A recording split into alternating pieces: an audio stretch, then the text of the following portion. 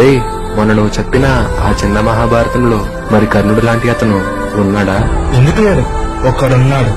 తన జీవితం కూడా కర్ణుళ్ళ కన్నీళ్లతో నిండి ఉన్న ఒక మహాయోధుడతడు.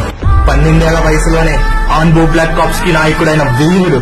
తమ్ముని ప్రాణాలు కాపాడుకోవడం కోసం తన తెగ ప్రజల్ని, చివరికి తన అమ్మ నాన్నను కూడా వధించిన గొప్ప సోదరుడు ఉన్నాడు. ప్రాణ స్నేహితుడికి ఇచ్చిన మాట కోసం తన గ్రామాన్ని కాపాడడానికి అకాత్సుకిలా చేరిన గొప్ప ప్రతినాయకుడు అతడు.